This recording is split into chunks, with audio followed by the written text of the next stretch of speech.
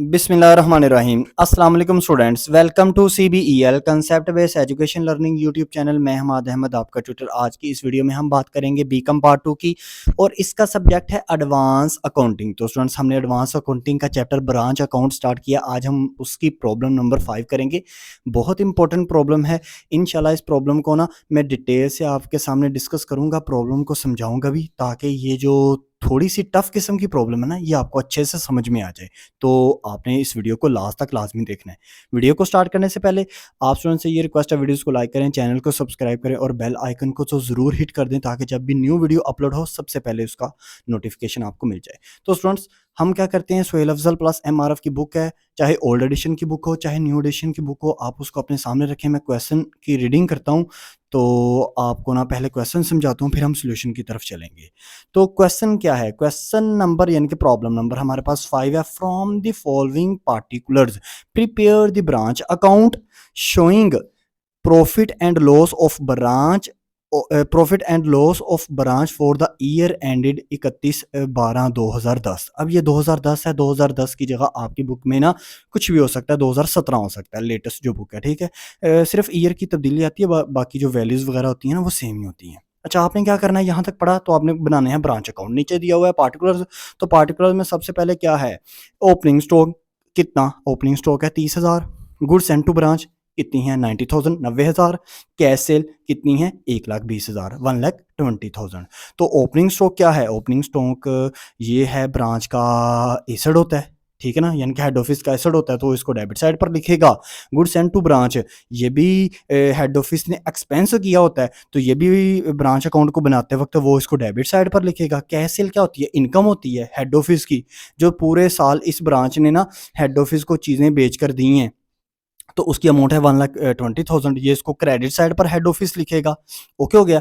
फिर इसके बाद देखो, नेक्स्ट दूसरी तरफ आ जाओ। दूसरी तरफ पार्टिकुलर्स में लिखा हुआ है कि हेड ऑफिस मीट एक्सपेंसेस, कौन से कुछ एक्सपेंसेस किए हैं हेड ऑफिस ने, तो एक्सपेंसेस किए हैं ना, तो जब हेड ऑफिस ब्रांच का अकाउंट बनाएगा ना, तो क्या होना है, इसको डेबिट साइड पर लिखना है। सैलरीज हैं 10,000 और अदर एक्सपेंसेस हैं 4,000, और ये दोनों जो हैं डेबिट साइड पर लिखे जाएंगे।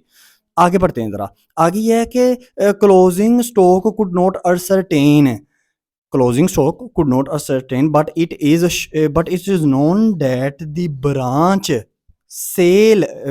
Usually cell cost plus 20%, cost plus 20%।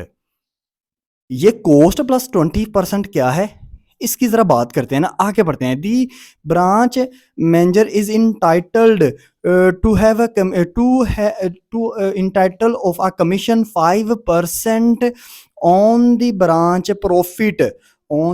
Profit before charging a commission. आप समझिए बात, बिफोर चार्जिंग का मतलब क्या है। सबसे पहले बात यहाँ तक ये समझते हैं कि ब्रांच का ये जो क्लोजिंग स्टॉक है ना, वो कहता है क्लोजिंग स्टॉक जो है ना, वो ब्रांच का ना अनसर्टेन है, मतलब निकाला नहीं हुआ, आपने निकालना है सर, डेटर नहीं निकालने, आपने कहा था। चलें वो बात करते हैं ना, वो जो पिछले क्वेश्चन में मैंने एक बात आपसे शेयर की थी कि जब भी डेटर्स ना दिए हों निकालने हैं, क्लोजिंग या ओपनिंग। स्टॉक ना दिया हो निकालना है, क्लोजिंग या ओपनिंग। पिटी कैश ना दिया हो निकालना है, क्लोजिंग या opening. Cash receive from debtor ना दिया हो निकालना है आपने। पिछले क्वेश्चन नंबर 4 में हमने यही तो काम किया है। एक कैश रिसीव फ्रॉम डेटर नहीं था, हमने निकाला। एक पिछले क्वेश्चन में क्या नहीं था, क्लोजिंग पिटी कैश नहीं था, हमने निकाला। अब इस क्वेश्चन में देखो, ओपनिंग स्टॉक है, क्लोजिंग स्टॉक, इसका मतलब होना चाहिए था ना, नहीं है, तो उसके बारे में उसने इंफॉर्मेशन दे दी है, कहता निकालो इसको। अच्छा, अब आगे देखते हैं। सारे डेटर नहीं निकालेंगे तो स्टूडेंट्स डेटर आप कैसे निकाल सकते हो, ओपनिंग डेटर तो दिए ही नहीं हुए। ओपनिंग डेटर दिए होते ना, क्लोजिंग ना दिए होते हम निकालते। इसी तरह पीटी कैश ओपनिंग दिया ही नहीं हुआ, क्लोजिंग भी नहीं दिया हुआ, तो ओपनिंग दिया हो तो हम पीटी कैश क्लोजिंग निकाल लेते, हमें कोई टेंशन ही नहीं थी होनी। अच्छा, और भी कोई पीटी कैश के हवाले से इन्फॉर्मेशन ही नहीं है, मतलब पीटी कैश एक्सपेंसेस कोई हैं नहीं। अच्छा sir, cash receive from debtor पर बात करें ना, उसके लिए तो नहीं ना ओपनिंग डेटर और क्लोजिंग डेटर की जरूरत होती, तो होती है जरूरत है। जब आपने क्वेश्चन नंबर 4 में cash receive from debtor account, जिसको मेमोरेंडम डेटर अकाउंट कहते थे, पिछले सवाल के सॉल्यूशन में देखें, जिस स्टूडेंट ने नहीं देखा हुआ उसको देखे काइंडली वो जाकर। तो उसके अंदर ओपनिंग और क्लोजिंग डेटर की जरूरत भी पड़ती है, बैड डेट्स की जरूरत भी पड़ती है, डिस्काउंट अलाउड की जरूरत भी पड़ती है, ठीक है ना। तो वो तमाम चीजें तो दी नहीं, इसका मतलब हम वो भी नहीं निकालेंगे, सिर्फ जस्ट आप क्लोजिंग जो है ना, क्लोजिंग स्टॉक निकालेंगे। ओके, अब उसने कहा क्लोजिंग स्टॉक जब भी निकालना, क्लोजिंग स्टॉक निकालना cost plus 20% profit, cost plus 20%। Cost का मतलब क्या है, कहता है ये जो क्लोजिंग स्टॉक आप जो भी निकालोगे ना, उसमें 20% मजीद ऐड करके निकालना है। मैं सोल्यूशन में बताऊंगा कि इसका मीनिंग क्या है। अच्छा आगे देखते हैं। कहता है मैनेजर ने ना जो भी प्रॉफिट आएगा ना उसके ऊपर आपने एक कमीशन चार्ज करनी है 5% के हिसाब से, और फिर उसको भी लेस करना है, और लेस करके फिर आपका प्रॉफिट या लॉस निकलेगा। अब 5% बिफोर का मतलब है बिफोर होता है या आफ्टर होता है। बिफोर होता है तो हमेशा हम 5/100 करते हैं, ठीक है। जो भी प्रॉफिट हमारे पास आएगा ना हम उसको 5/100 करके फिर इस अमाउंट को भी हम लेस करेंगे उस प्रॉफिट में से। अच्छा अगर आफ्टर होता सर तो फिर हम 5/105 करते, 6 होता 6/106 करते, 10 होता तो 10/110 करते। ओके, तो ये क्वेश्चन मैंने आपके सामने आई थिंक सो रीड कर दिया। एक जाते जाते बात बताता हूँ, सोल्यूशन से पहले जब भी ब्रांच अकाउंट का क्वेश्चन करना है आपने खुद को हेड ऑफिस समझना है, और हेड ऑफिस समझकर आपने तमाम चीजों की पुटिंग करनी है। डेबिट पर वो चीजें पुट होंगी जो एक्सपेंस या एसेट है, क्रेडिट पर वो चीजें पुट होंगी जो इनकम या लायबिलिटी है। तो सॉल्यूशन की तरफ जल्दी से मूव ऑन करते हैं। अच्छा तो स्टूडेंट्स अब हम आ जाते हैं कहाँ पर, सॉल्यूशन के ऊपर। सबसे पहले आप क्या लिखेंगे, इसका जो फॉर्मेट बनता है ना वो इस तरह का बनता है, इन दी बुक ऑफ हेड ऑफिस, फिर नीचे ब्रांच अकाउंट है, और फिर आपका फॉर्मेट बन जाएगा date reference rupees, date reference rupees. Reference की जगह आप पार्टिकुलर या डिटेल भी लिख सकते हैं, कोई ऐसा मसला नहीं है। मैं बार बार हर क्वेश्चन के अंदर कह रहा हूं। तो आपके क्वेश्चन में सबसे पहले तो हम डेबिट साइड पर पुटिंग करेंगे ना, जो जो चीजें आती हैं। तो ओपनिंग मैंने कहा था जब भी ओपनिंग स्टॉक हो, ओपनिंग कोई भी चीज हो, वो हमेशा डेबिट साइड पर आनी है। तो डेट के अंदर लिखा हुआ है क्या, फर्स्ट 2010 की जगह 2017 हो सकता है आपकी न्यू बुक पर। मैं बार बार कह रहा हूं सिर्फ ईयर के अंदर तब्दीली आती है। अच्छा ओपनिंग स्टॉक कितना है वो आप लिखेंगे, इसको जरा लिख दीजिएगा ना, बैलेंस B/D। तो कोई ऐसी बात नहीं है, ये भी ऊपर आप ना हेडिंग दे सकते हैं डेबिट साइड पर। तो वो है 30,000 रुपीज के कॉलम में लिखेंगे। फिर उसके बाद आप लिखेंगे गुड्स सेंड टू ब्रांच, जो चीज़ें हेड ऑफिस ने ब्रांच को भेजी थी तो वो हेड ऑफिस का खर्चा था ना, इसलिए हेड ऑफिस ने उसको as a expense debit side पर रिकॉर्ड किया है। तो वो कितनी अमाउंट है, 90,000। फिर उसके बाद नेक्स्ट देखें जरा आगे।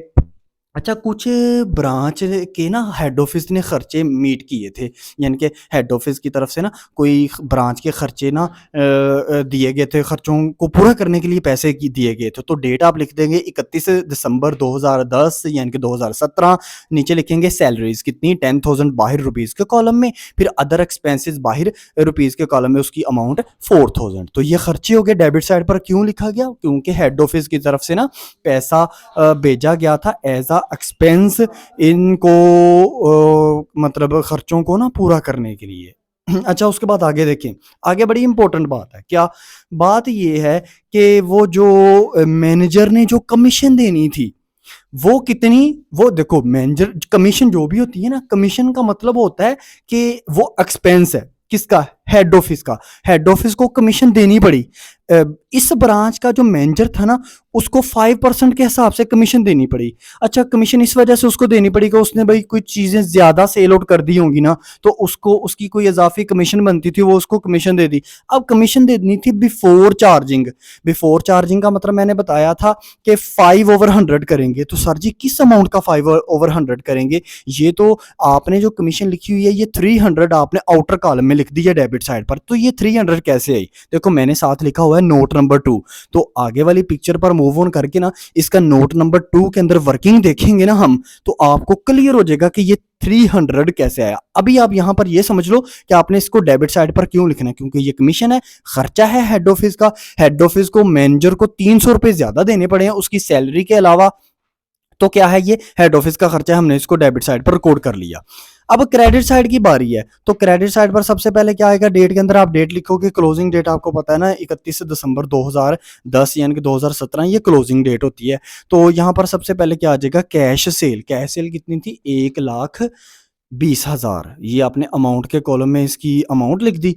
फिर आगे देखें, आगे क्या होगा, आगे होगा क्लोजिंग स्टॉक लिखा है, देखिए ना क्लोजिंग स्टॉक नजर आ रहा है ना, stock at the end of year. उसने कहा था क्लोजिंग स्टॉक नहीं है, अनसर्टेन नहीं है, मतलब हमें ना कोई क्लियर कट क्लोजिंग स्टॉक के बारे में इंफॉर्मेशन नहीं है, तो जरा उसको निकालो। तो वो निकाला हुआ है 20,000। सर कैसे आ गया, साथ में लिखा हुआ है नोट नंबर 1 इसकी वर्किंग है। तो नेक्स्ट आगे वर्किंग आती है ना, मैं बताता हूं ये क्लोजिंग स्टॉक कैसे आया 20,000 और 300 कैसे आया मैनेजर की कमीशन, ये दोनों चीजें डिस्कस करते हैं ना। पहले आप ये समझ लो कि ये क्रेडिट साइड पर क्यों लिखा, क्लोजिंग चीज को हम हमेशा क्रेडिट साइड पर लिखते हैं। तो जरा हम जमा करेंगे तो प्रॉफिट निकाल लेंगे। देखें क्रेडिट साइड को जमा करें तो बड़ी सिंपल है, क्रेडिट साइड 1,20,000 में 20,000 जमा किया तो 1,40,000 आ गया। दोनों अमाउंट को दोनों साइडों पर लिख लो, डेबिट साइड पर भी लिख लो 1,40,000, क्रेडिट साइड पर भी लिख लो। अब 1,40,000 में से माइनस कर दो डेबिट साइड की चीजें जो कि थी 30,000, 90,000, फिर उसके बाद 10,000 और फिर 4,000 और फिर 300। तो इन सब अमाउंट्स को जब माइनस किया 1,40,000 में से तो प्रॉफिट आ जाता है कितना, 5,700। ये इस ब्रांच का प्रॉफिट है, यानी कि हेड ऑफिस ने ना इस ब्रांच से जो प्रॉफिट कमाया है ना वो कमाया 5,700। अब ये जो दो चीजें हैं, मैनेजर 300 इसका कमीशन और क्लोजिंग स्टॉक 20,000 कैसे आया, जरा नेक्स्ट पिक्चर पर मूव ऑन करके ना इसकी वर्किंग को समझने की कोशिश करते हैं। तो स्टूडेंट्स अब ना इस पिक्चर पर देखें जरा, कैलकुलेशन फॉर क्लोजिंग स्टॉक। सबसे पहले क्लोजिंग स्टॉक वो जो 20,000 मैंने पीछे आपको बताया ना वो कैसे निकला है। देखो क्लोजिंग स्टॉक आपने निकालना है ना तो आपके पास होना चाहिए ओपनिंग स्टॉक। ओपनिंग स्टॉक में ऐड करना पड़ेगा आपको को वो जो गुड्स सेंड टू ब्रांच थी, तो वो कितनी थी, ओपनिंग स्टॉक था 30,000, गुड्स सेंड टू ब्रांच 90,000, ये टोटल कितना आया 1,20,000। अब इसको कहेंगे आप cost of goods available for sale, यानी कि ना हेड ऑफिस ने ना ये कहा था ब्रांच को कि भाई जो तूने चीजें बेचनी है ना वो तूने चीजें 1,20,000 की बेचनी है चीजें, ठीक है। लेकिन फिर उसने क्वेश्चन के अंदर आपको यह बता दिया कि कॉस्ट में प्लस 20% ऐड करो, यानी कि कॉस्ट बताओ, लेकिन जब चीजें बेचनी है ना ब्रांच, आपने जितनी की चीजें बने उनमें 20% मजीद पैसे ऐड करना, फिर उतने की चीजें बेचना। तो वो थी चीजें कितने की, वो बेचनी थी उसने 1,20,000 की। अब हमने ये देखना है कि क्लोजिंग स्टॉक की कॉस्ट कितनी थी, यानी कि क्लोजिंग स्टॉक कॉस्ट पर निकलता है ना, प्लस 20% पर नहीं निकलता। याद रखिएगा क्लोजिंग स्टॉक चाहे ओपनिंग स्टॉक हो ना, उसमें आप हमेशा ये देखते हो कि ये चीज बनी कितने की थी और जो साल के एंड पर रह चुकी है वो रही कितने की है एक्चुअल अमाउंट में, उसको कहते हैं कॉस्ट प्राइस है, ठीक है। अब आपने देखना कि ये एक्चुअल में रह कितनी गई थी, तो 1,20,000 है ना, तो 1,20,000 में से आप क्या कर दो, इसमें से माइनस कर दो कॉस्ट। कितनी कॉस्ट है, वो है ₹1,00,000। ₹1,00,000 कॉस्ट कैसे आई सर जी, आई कैसे, तो आई इस तरह कि 1,20,000 को मल्टीप्लाई 100 करो डिवाइड 120 करो। 1,20,000 जो आया ना cost of goods available for sale, इसको क्या करना है आपने, मल्टीप्लाई बाय 100 डिवाइड इस अमाउंट को, 1,20,000 को मल्टीप्लाई 100 डिवाइड 120 करेंगे, आपके पास अमाउंट आ जाएगी 1,00,000। और उस 1,00,000 को 1,20,000 में से 1,00,000 माइनस करेंगे तो पीछे जो कॉस्ट बचती है, यानी कि ये क्लोजिंग स्टॉक कितनी वैल्यू का बचता था, वो बचता था 20,000 का। देखो कभी ये हो सकता है ओपनिंग स्टॉक हो 30,000 का और क्लोजिंग स्टॉक हो जाए 1,20,000 का, ये कभी हो सकता है। मतलब साल के स्टार्ट में चीजों की वैल्यू थी 30,000 और साल के एंड पर चीजों की वैल्यू बढ़ गई, वो बढ़ गई 1,20,000 चलेगी नहीं।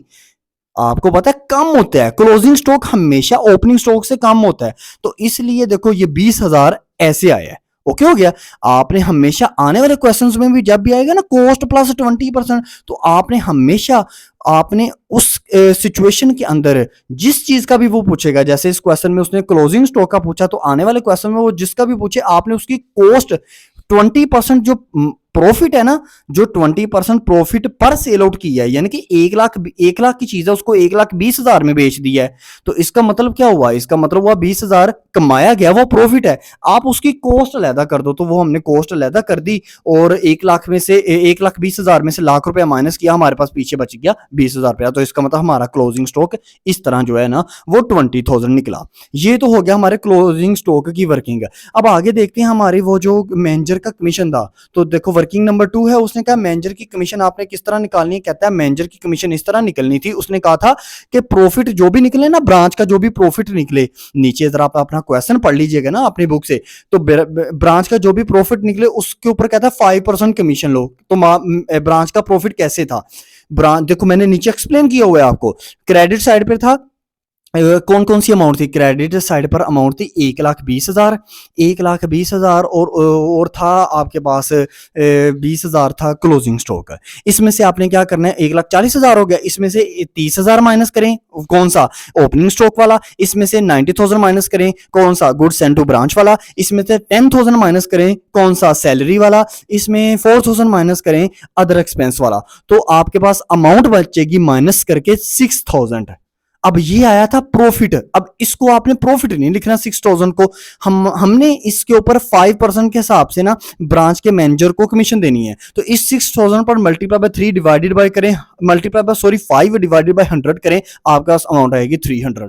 तो 300 क्या था, 300, अब हमने इस 300 को दोबारा वहां पर लिख देना है अपने ब्रांच अकाउंट के अंदर डेबिट साइड पर, और माइनस करके तो हमारे पास 6,000 में से ये 300 भी माइनस कर दो, तो 5,700 हमारे पास क्या आता है, प्रॉफिट आ जाता है ब्रांच का।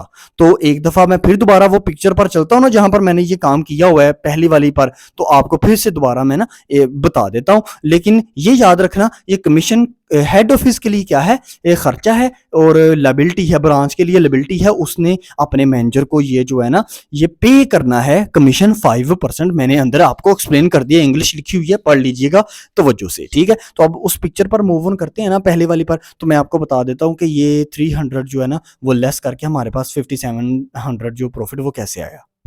अच्छा तो स्टूडेंट्स अब ना इस पिक्चर पर मैं दोबारा आ गया हूँ, मैं एक दफ़ा फिर आपको एक्सप्लेन कर दूं ना, आपको कन्फ्यूजन ना हो, तो देखिए ना अब क्रेडिट साइड पर देखें ज़रा तवज्जो करें, 1,20,000 और 20,000 वो क्लोजिंग स्टॉक वाला, 1,20,000 कैश सेल वाला, इन दोनों को जमा करना है। अब इसमें से आपने क्या करना है, अब इसमें से आपने ये मैनेजर की कमीशन को 300 जो है यहाँ पर डेबिट साइड पर लिख देना है, लिखने के बाद अब आपने लेस करना है कि किस किस अमाउंट को, आपने अमाउंट को 30,000, 90,000, 10,000, फिर 4,000 और फिर आपने 300 को लेस करके आपने क्या करना है, अपना प्रॉफिट निकाल लेना 5,700।